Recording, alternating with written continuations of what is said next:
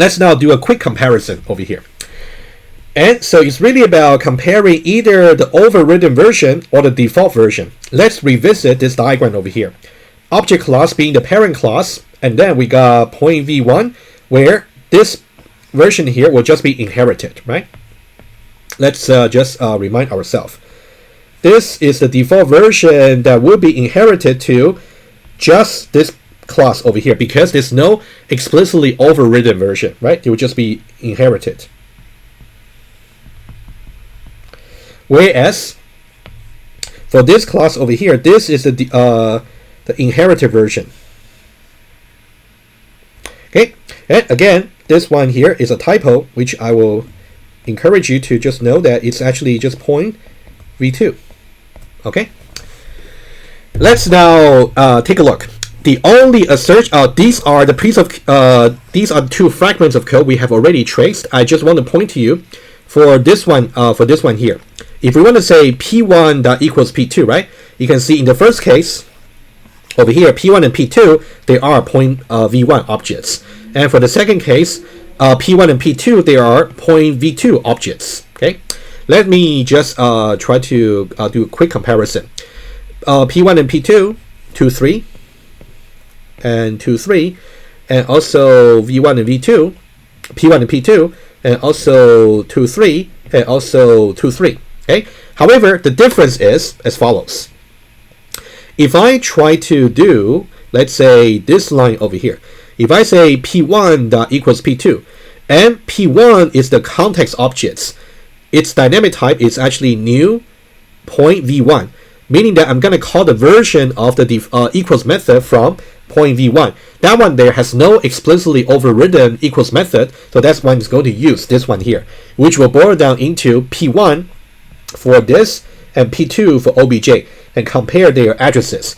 And p1 and p2, the addresses are simply different, so that's why it's going to be false. That's something we saw before, but just quickly reiterate the points. What about the second case?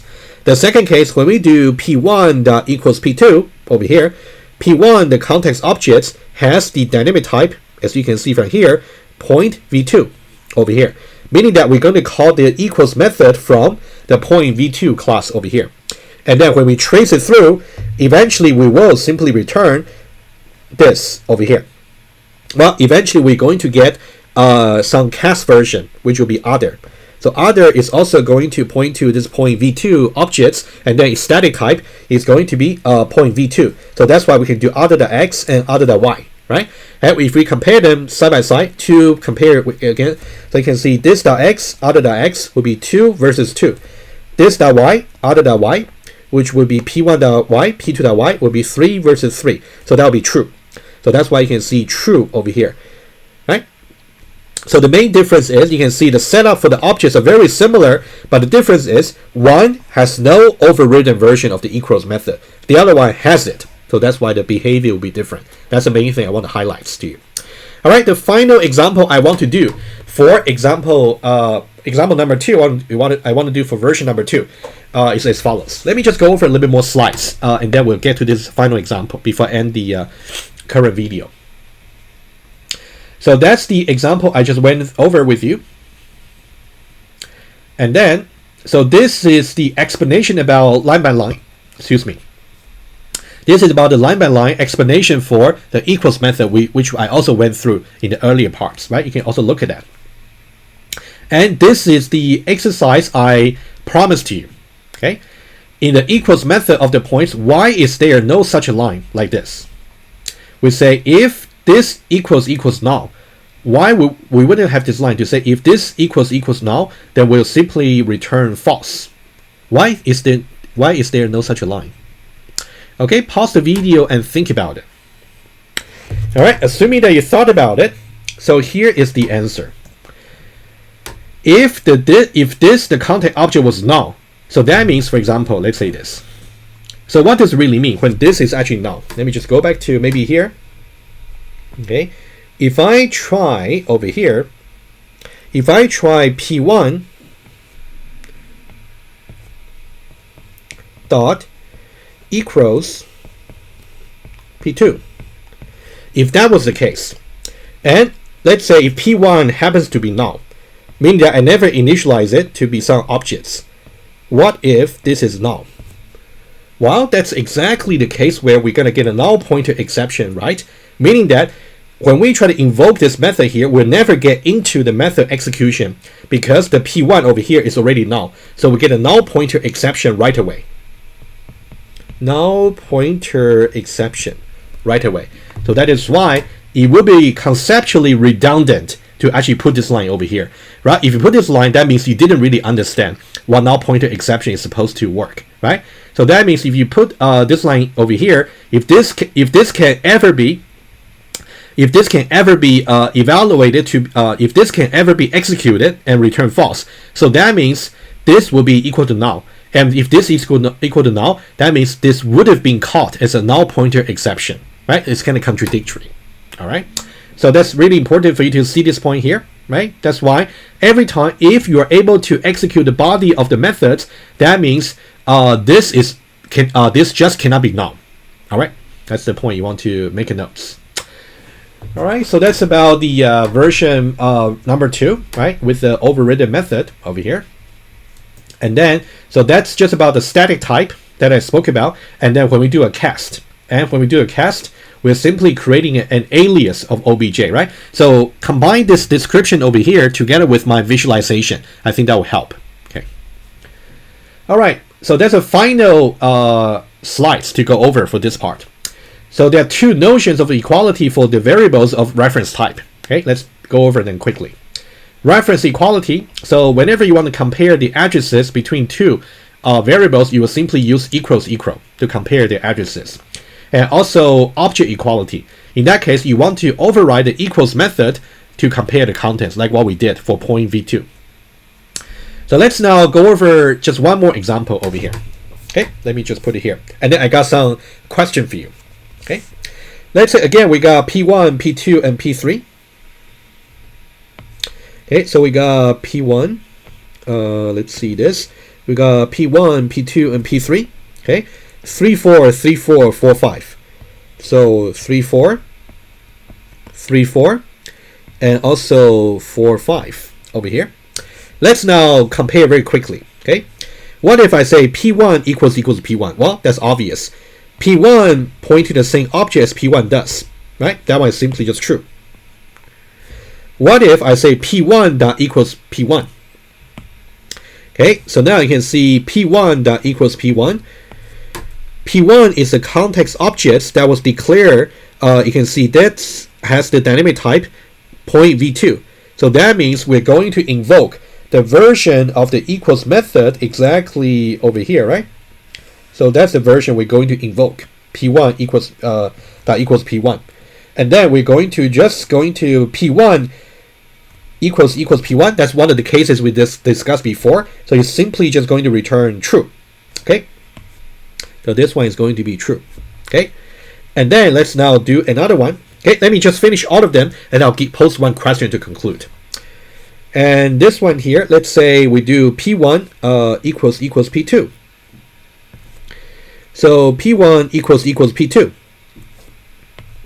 P1, P2, they are pointing to different objects, so obviously it should be false. That one's easy.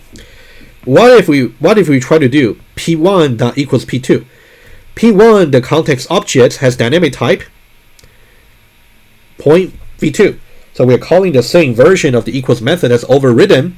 And then P1 and P2, you can see they are both dynamic type. They're both not null, and they are not pointing to the same objects, and also they are of the same dynamic type. You can see P1 here and also P2 here. They have the same dynamic type. So that means eventually we'll actually reach this part of the code as we explained before. And should that be true or false? P1 and P2, 3, 4 versus 3, 4. So that should be true. Yeah, so this part here, I'm not going to retrace it again. You can just refer to the earlier video. So that one should be true. What about here? Final one. Let's say we got P2 equals P3. Okay, so P2, P3, different objects. So that should be false. Okay, and then we can now take a look at this. P2 that equals P3. P2 dynamic type should be point v2 over here. So that means we're calling this version the third time. And P2 and P3, you can see their dynamic type is actually the same, right? And they are not null, and also they are not the same objects. So eventually we'll still get to this return part over here. So we got 3, 4 versus 4, 5. So that should be false.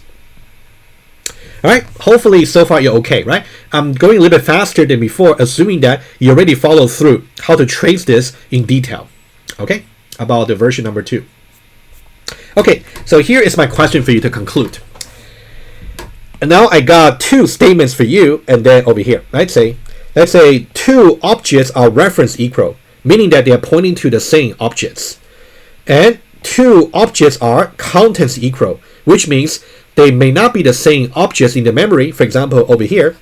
However, their contents are the same, 3 and 4, as far as the definition for the corresponding equals method is concerned.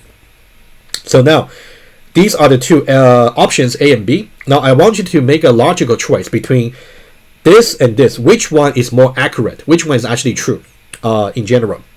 If I know that A is true, meaning that the 2 objects are reference equal, then B must be true. It must follow that B is always true. If B is versus number 2, if B is true, meaning that the contents for 2 objects are true, then that means their address must be the same. All right, let me just rephrase again. Option number 1, if the 2 objects have the same address, then their contents must be the same.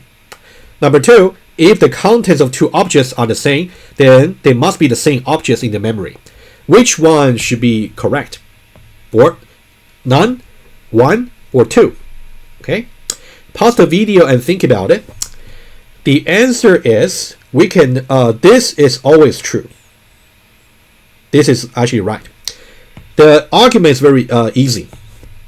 If I say 2 objects are reference equal, for example, I got object number 1 and also object number 2. If they simply just reference equal, that means they're pointing to the same objects, and since they have the same object, of certain type, and they got different attributes over here, since they're referring to the same attribute values, it doesn't matter how you actually compare them. It will just be contents equal, regardless of the definition for the equals method. So this should always be true. Okay, that's how we justify for this one here. What about B over here? That's actually important. This is not necessarily true always. Okay, so this one over here, not necessarily true. And logically,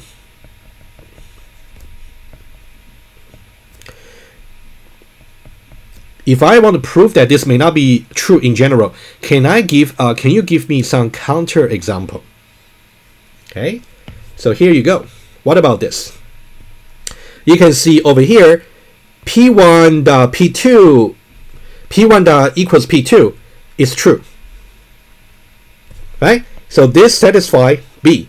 They are content equal. On the other hand, if I try this, the same 2 objects over here, P1 equals P2 is actually false, right? So does that mean A is actually true? No, not necessarily. Okay. You can see I just found one counter example for you, which I want you to take a look. So this is the counter example that we had just found over here, P1 and P2. P1 versus P2. So this is a counter example, right? You can see P1 and P2, 2 different objects in the memory, so they are contents equal, 3 versus 3, 4 versus 4, but their addresses is simply not the same, P1 and P2. They are just different objects. Okay, so that's a very important conclusion for you to know, that this is always true, but this is not necessarily always true, and you should know how to find some counter example. All right. So that's about version number 2. It's quite a bit of discussion, but I think it's worth it because it's really important for you to know, number 1, how the equals method should be defined following the Java standard, and also number 2, understanding the notion about static versus dynamic type, and number 3, know about why we need to do the casting to really make sure we can call the corresponding attributes by calling on the cast alias. And number 4, to really go through various examples to make sure you can trace it, especially which version of the equals method you can call. Okay, so that's about the example I just went through, and then the question I asked you about, right? That's about the end of it. All right, so next topic will be, we'll talk about equality in J units.